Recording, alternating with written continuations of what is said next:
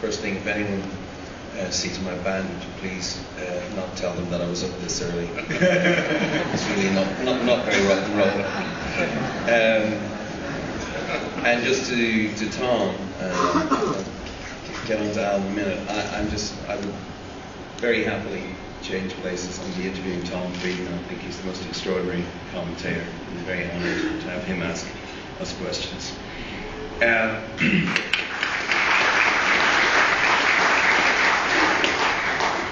On the issues of extreme poverty, and I would have to say something extraordinary in the outset, which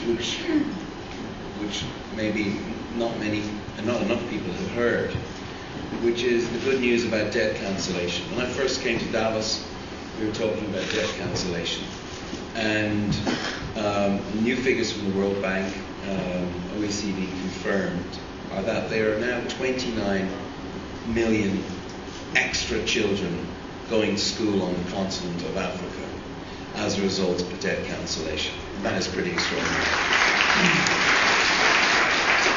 Now, this is largely due to great leadership in Africa as well. It's their choice to redirect funds that were servicing interest on these oil payments. But it just shows you what is possible when you get out there, when you get on the streets, when you make your case in arenas like this.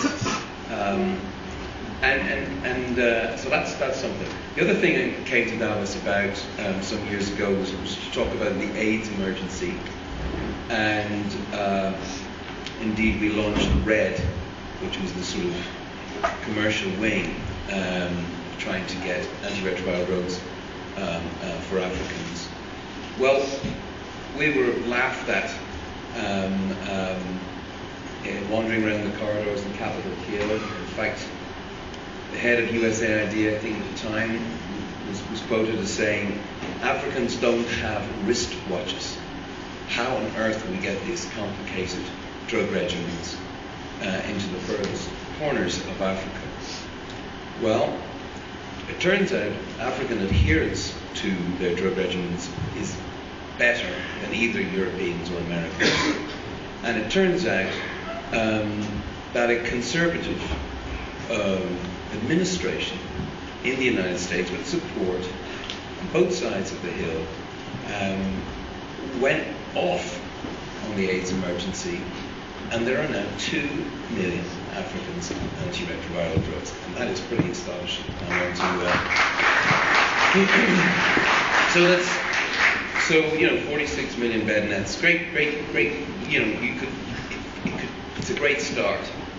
The actual measure of where we're going, though, is how we're doing in trajectory on the commitments made to the Millennium Development Goals, and in 2005 when the G8 met in Gleneagles in Scotland and promised a $50 billion increase by 2010 annually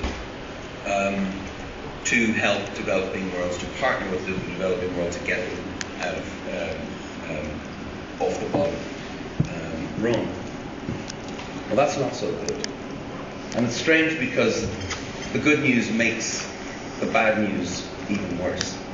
We've proved that aid can be effective when it's given as it is in debt cancellation to countries that are tackling corruption, not to despots to redecorate their presidential palaces. We've proved that aid is effective, and yet the G8 are not making good largely on their commitments.